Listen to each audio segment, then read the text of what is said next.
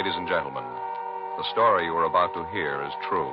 The names have been changed to protect the innocent. Fatima Cigarettes, king size, extra mild and soothing, brings you Dragnet on both radio and television.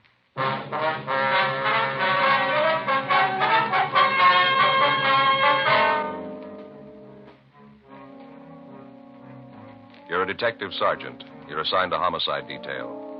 A young man walks into your office and tells you that his best friend has been killed by unknown assailants. Your job? Investigate.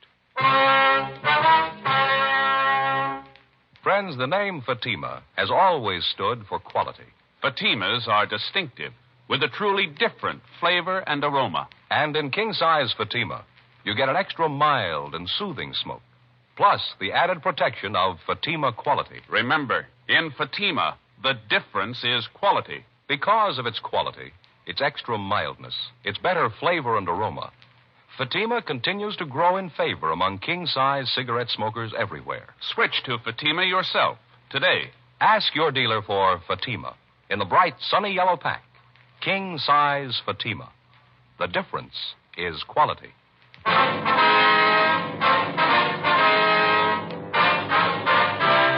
Dragnet, the documented drama of an actual crime.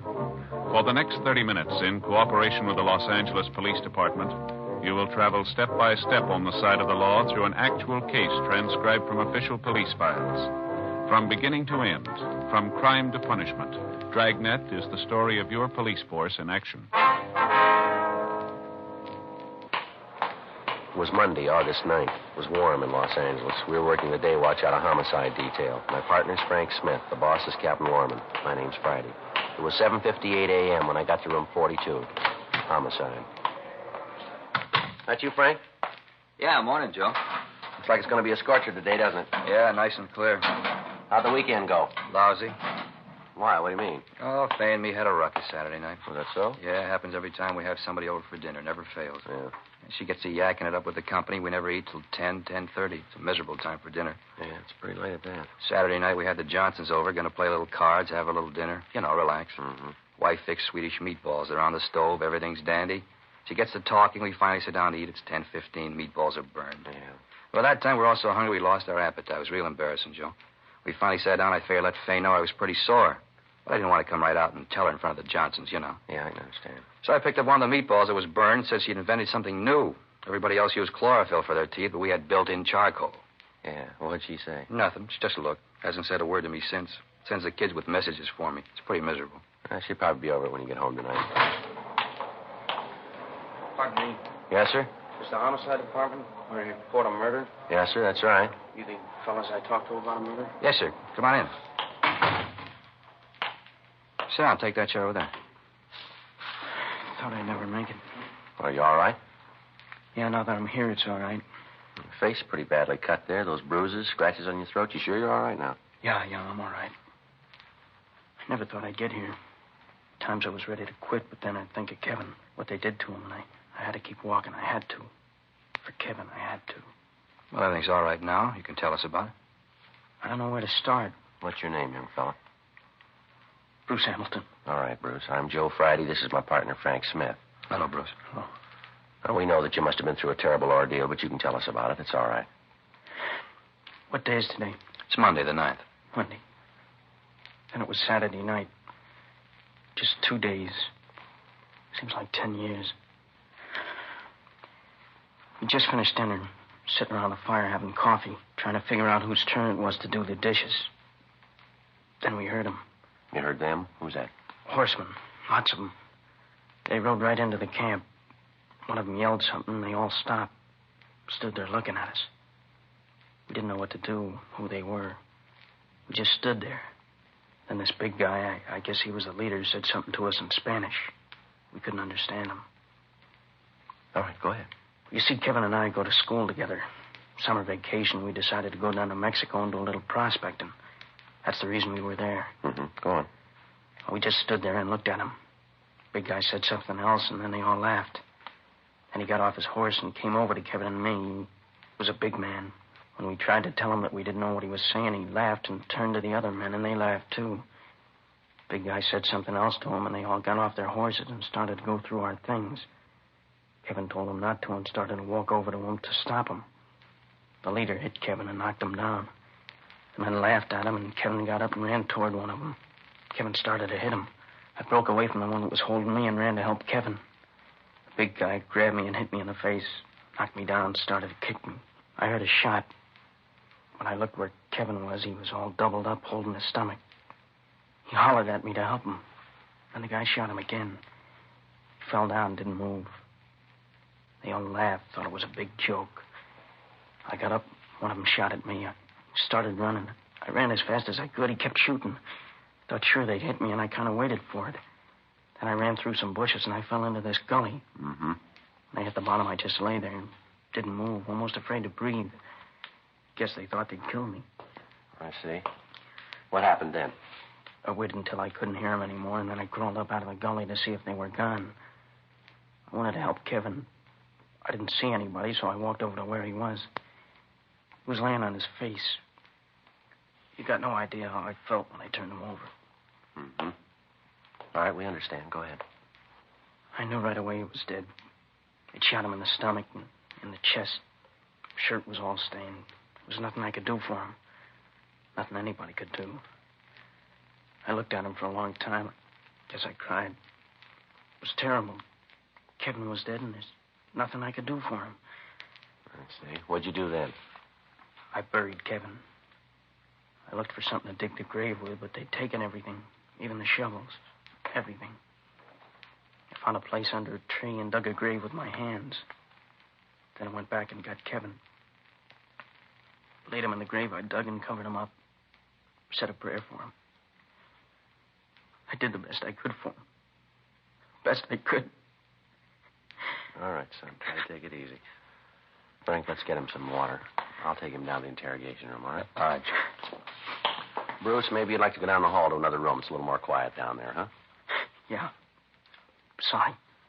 Crying like a kid. I guess you think it's silly, but I can't help it. Oh, it's all right, Bruce. We know how you feel. Nobody gets too old to cry. Go ahead. No, it's down this way. Okay. So tired. I'm glad to get this over with. Sure. All right, here we are. Go ahead, Bruce. Want to sit down? Thanks. Here's your glass of water, Bruce. Thanks.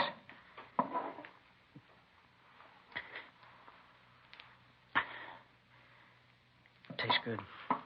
Helps. All right. Now, is there any more you want to tell us? Well, there's a little more.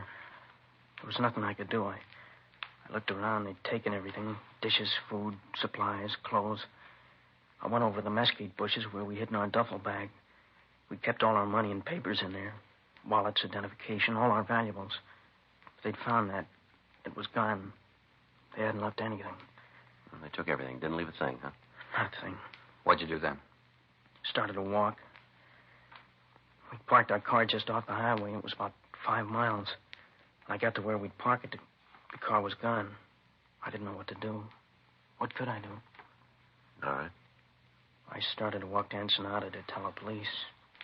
Then I began to think that the bandits had taken my wallet. I didn't have any identification, no way to prove who I was. Couldn't even speak the language. Got scared that they might not believe me. Now, you walked all the way from Ensenada to the American border, is that it? That's right. I walked all Saturday night, and Sunday morning I found an old adobe house, and I crawled through a window and slept. I don't know how long I was asleep, but it was dark when I woke up. I started to walk again.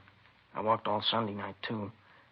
When I got to the border, I was afraid to go through the gate, so I went down by the riverbed and found a hole in the fence. I crawled through and went over the American side. When I got there, I felt better. Safe. I figured that I'd go up to the first policeman I saw and tell him what happened. Did you notify the authorities down in San Diego?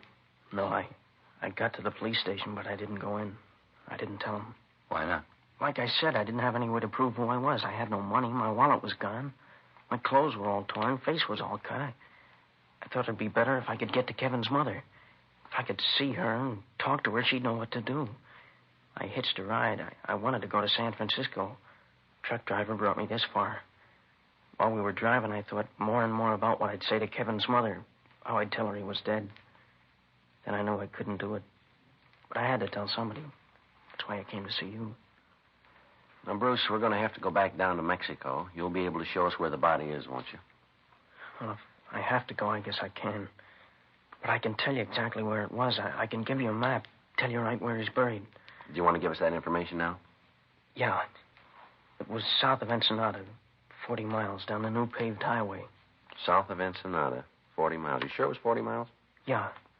While we were driving, Kevin and I kept trying to figure out how many kilometers to a mile. I kept watching the speedometer. It was just 40 miles when we turned off the paved highway onto a little dirt road. 40 miles. Yeah. There's a clump of trees near there in the gully. You can't miss it. I see. Can you give us the description of the car, the license number? Well, I don't remember the license number, but the car was a 51 Ford sedan, dark blue. Car belonged to Kevin. I never paid any attention to the license. Mm-hmm. That's Kevin, Kevin, huh? Yeah. Well, we can check that through DMV. What was Kevin's full name and address? Kevin Allen Bradley. He lived at 6502 Washington Street, San Francisco. He lived with his mother, apartment on Nob Hill. Mm-hmm. Would you give us a description of Kevin? Well, he's about my size generally. 5'10", 140 pounds, blue eyes. His hair's light, kind of blonde like mine, 22 years old. We looked a lot alike.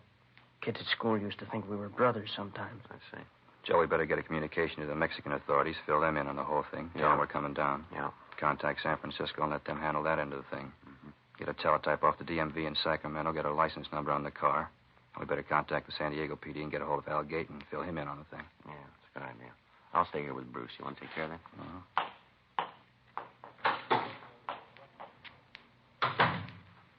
Now, look, young fella, would you know these bandits again if you saw them? I might not know some of them, but the big guy and the one that shot Kevin, I'll never forget them. The big guy was tall, heavy, over 6 feet, well over 200 pounds.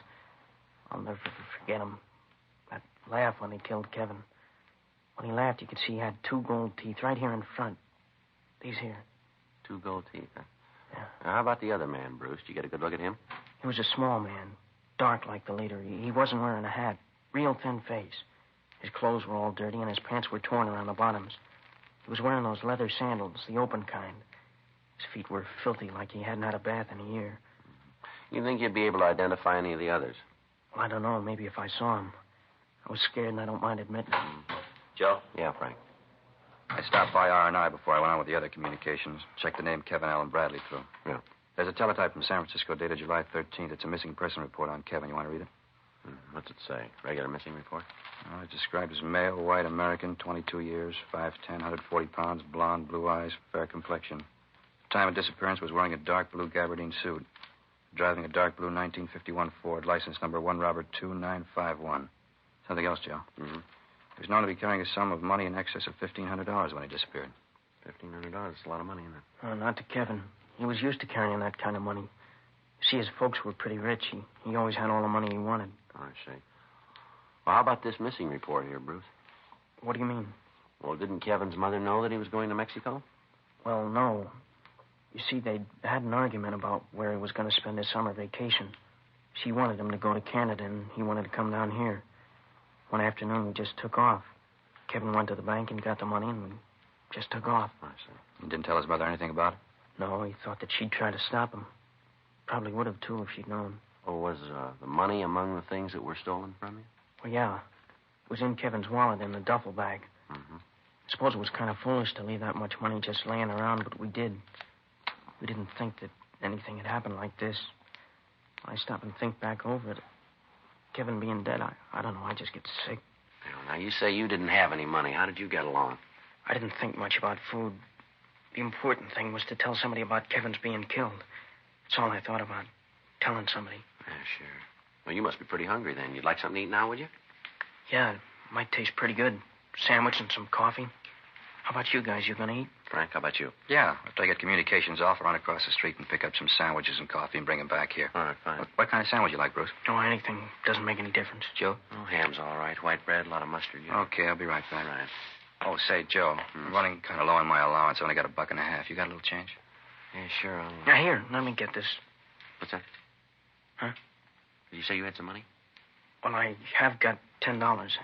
$10 bill. Well, maybe I'm wrong, but I thought you said the bandits took all your money. Did I get it wrong?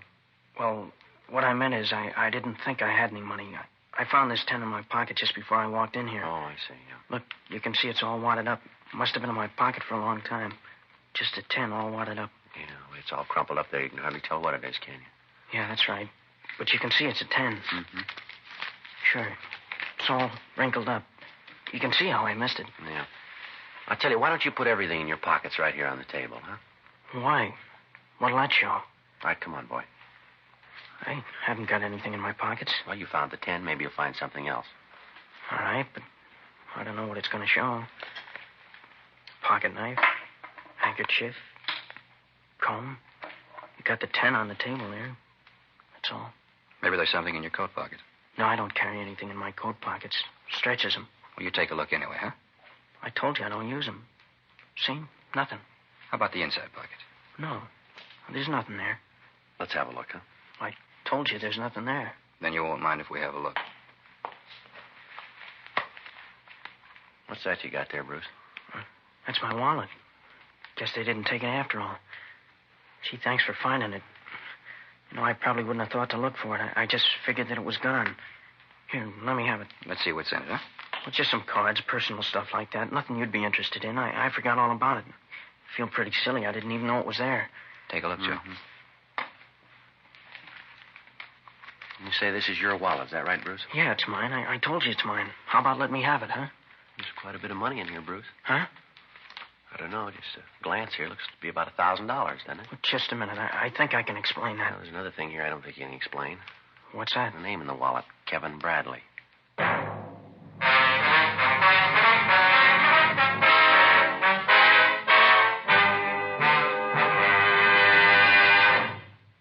You are listening to Dragnet, authentic stories of your police force in action. Friends, the name Fatima has always stood for quality. Fatimas are distinctive, with a truly different flavor and aroma. And in king-size Fatima, you get an extra mild and soothing smoke, plus the added protection of Fatima quality. Yes, there's a good reason why Fatima continues to grow in favor among king-size cigarette smokers everywhere. In Fatima, the difference is quality. Quality of tobaccos, the finest Turkish and domestic varieties, extra mild and superbly blended to give you a much different, much better flavor and aroma. Quality of manufacture. Smooth, round, perfect cigarettes. Rolled in the finest paper money can buy. Quality even to the appearance of the bright, sunny yellow pack. Carefully wrapped and sealed to bring you Fatima's rich, fresh, extra mild flavor. So next time, insist on Fatima quality. Look for the bright, sunny yellow pack. Smoke Fatima, the extra mild and soothing king-size cigarette, with the added protection of Fatima quality.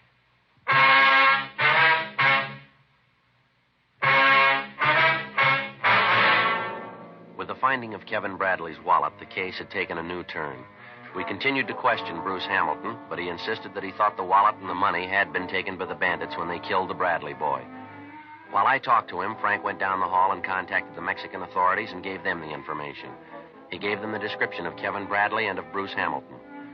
They told him that to the best of their knowledge, there were no bandits operating in the vicinity, but they would dispatch a search party to go over the area. They said they would keep us advised of any developments that might arise. Frank also contacted the San Francisco Police Department and gave them the information. They said they'd take care of that end of the investigation. 11:47 a.m. Frank came back to the interrogation room, and we continued to question the Hamilton boy. Well, I told you all I know. I don't know how the money got there. I was as surprised as you were. I don't understand it. You gotta believe me. Yeah, well, you're making it pretty tough to believe, Bruce. It's kind of hard to buy the fact that over $1,000 in Kevin's wallet turns up in your pocket, and you don't know how it got there. But it's the truth. I don't know how I can convince you that it's the truth. Well, there are a couple of other things that aren't clear here. What? Tell me. I'm not lying. I've got nothing to hide. What's not right? Tell me. Well, this business of not telling the authorities. I told you I was scared that they might not believe me. You can understand that, can't you? Well, maybe up to a point. I thought that if I could get to Kevin's mother, then she could take care of it. I didn't know what else to do. And when I got to L.A., I had a chance to think about it, and I couldn't go through with it. I couldn't tell his mother. I couldn't face her. Bruce, when you described where we could find the body, you said it was about 40 miles down the paved highway, that right? That's what I said. Well, how long has it been since you've been to Mexico? Well, I told you I just came back from there. Don't you believe anything I've told you? Well, Joe and I just finished an investigation down in Mexico. Investigation took us about 70 miles south of Ensenada. We found the highway paved for only about 5 miles south. You say 40 miles. How do you explain the difference? Well, maybe I was wrong about the distance. Well, you're pretty sure when you first told us about it. Well, maybe I made a mistake. There's something else, Bruce. It's a little hazy here. I told you I want to help. Anything. How far south of Ensenada did you say you were? I said about 40 miles. Now I'm not sure. But you are sure that it was south of Ensenada. Well, yeah. And Kevin was killed on a Saturday night. That's right. And you started for the States right away. That's what I said. I started walking as soon as I found the car was gone. And you walked all the way to the border. Well, that's right. How'd you walk? What route did you take? I told you I stayed off the road. I was afraid of the bandits coming back. I walked along the roadside and then through the hills. I got off the roadside whenever I saw anybody coming. But you did walk all the way. Yeah, that's right. All the way from Ensenada to the border. And it took you how long? Well, Saturday night and Sunday night. I got a ride in San Diego in the morning. What time do you figure that you started for the border? Maybe 11:30, midnight. I don't know for sure. And you stopped at dawn? Well, yeah, I stopped and slept. Then I woke up and I started to walk. And you're asking us to believe that you walked over 100 miles in less than 14 hours. Is that right? Yeah. Through country like that? What do you think? That I'm making the whole thing up? Look at my face, my back. Here, look. Does this look like my imagination? You could have gotten these in a fight with Kevin. Maybe he didn't want you to take the money. You keep talking about the money. I try to tell you I don't know how the money got in my pocket. I don't know anything about it. You think I killed Kevin, is that right? Yeah, it looks that way, doesn't it? But he was my best friend. I had no reason to kill him. He was my friend. Now, look, son, we better get this thing straight for you. You've opened up a can of beans here. You waltz in here and give us a cock and bull story about this killing. Parts of your story we can't buy. Why are you trying to sell it to us? You lied about the road. You lied about the money. The story about how you walked doesn't ring true. You want to know what I really think, Bruce? I think the whole thing's a lie. From start to finish, a lie. Now, let's come off it. Who killed Kevin Bradley? I don't know. I don't know. Now, get this straight, Bruce. Did you kill him? Huh?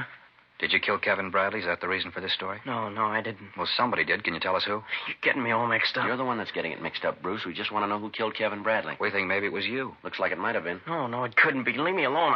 I didn't do it. Why couldn't you have done it? Looks like you did. Because Kevin Bradley isn't dead. What's that? He was never killed. I'm Kevin Bradley. The boy broke down completely and admitted that the whole thing was a hoax. He said he hadn't been in Mexico at all, but that he'd spent the past week in a downtown hotel working out the story that he planned to tell us. He admitted that the wounds were self-inflicted. He explained that he had scratched his own face and hit himself with a rock to produce the cuts and bruises. He went on to say that he had picked Mexico as the scene of the false killing because he thought the story would be more difficult to trace. Like many citizens, he was unaware of the close cooperation between American law enforcement agencies and the Mexican authorities. We asked him about the existence of a Bruce Hamilton, and he told us there was such a boy in his class at school. 12:50 p.m. The communication had come through from San Francisco, and the teletype said that Mrs. Bradley was en route to Los Angeles to aid in the investigation. When we told Kevin about this, he lapsed into silence and for another hour refused to say anything. 2:05 p.m. All right, now look, boy, you've been sitting there for an hour and you haven't said a word. If there's something you want to say, well, listen. There's nothing to say. I tried to get away from her. All my life she's told me what to do. I tried to tell her, but I couldn't. Nobody would understand. You don't, you can't. Every time I tried to get away, she'd say something or do something, so I couldn't leave. I was trapped, and I didn't know what to do. Then I thought I did know, and even that didn't work. I thought that if you told her I was dead, she'd forget me. Leave me alone. I can't even die right. Kevin, you're here. I knew what they told me was wrong. I knew you were all right. Hello, Mother. What's happened to you, Kevin, darling? Your face, your clothes. Oh, my poor baby, how did this happen? Are you all right?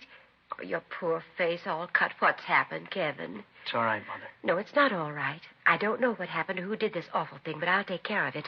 Officer. Yes, ma'am. What do you know about this? I beg your pardon? What do you know about this? Did you do it? Did you hit this poor boy? Look at this poor face. Just look at it. It's terrible.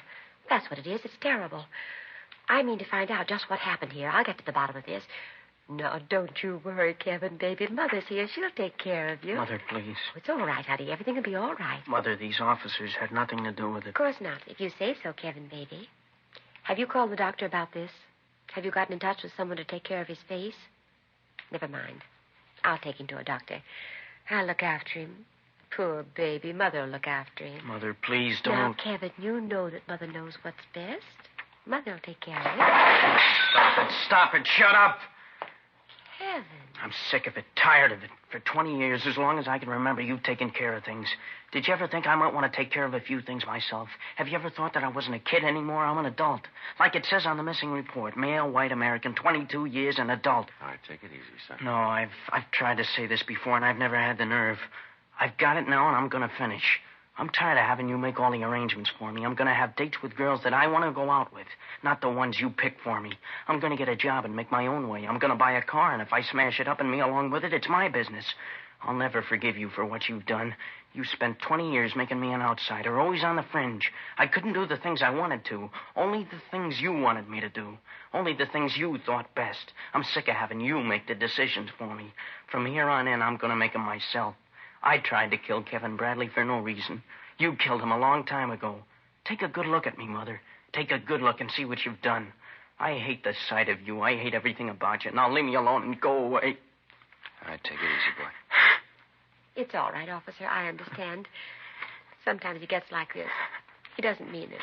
I know him. All right, Kevin. I'm sure the officers are impressed. Dry your eyes and we'll go home. Do you hear me, Kevin? Stop this foolishness, I said. We're going home. Yes, Mother, I hear you. I'm sorry, officers. Embarrassing. I don't know why he does these things. He's always been pretty emotional. Yes, ma'am. There's nothing else. We better be going. I want to catch the early plane back to the city. A party planned for tomorrow night. A million things to do. You'll have to help Kevin. Kevin, do you hear me? Yes, Mother, I hear you. Well, then say goodbye to the officers and let's go. Goodbye, Mr. Friday. Mr. Smith. I'm sorry this all happened. Yeah, so are we, son. I tried, Sergeant. Just didn't work, but I did try. Kevin, let's go. I don't want to miss that plane. Yes, Mother. Oh, Sergeant. Yes, ma'am. Thank you for giving my boy back to me.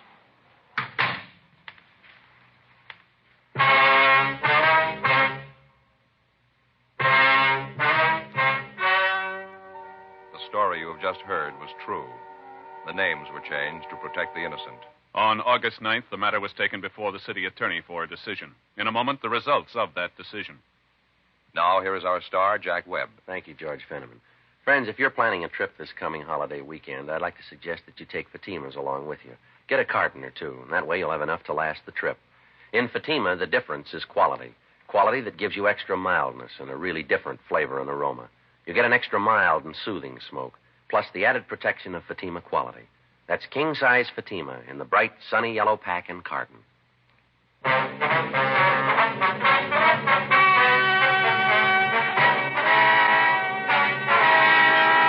In the interest of justice, there was no complaint filed against Kevin Allen Bradley.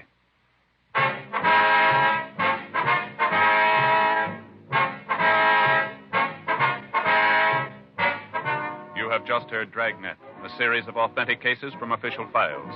Technical advice comes from the Office of Chief of Police W.H. Parker, Los Angeles Police Department. Technical advisors, Captain Jack Donahoe, Sergeant Marty Wynn, Sergeant Vance Brasher. Heard tonight were Herb Ellis, Edwin Bruce, Sarah Selby. Script by John Robinson. Music by Walter Schumann. Hal Gibney speaking. King Size Fatima has brought you Dragnet, transcribed from Los Angeles.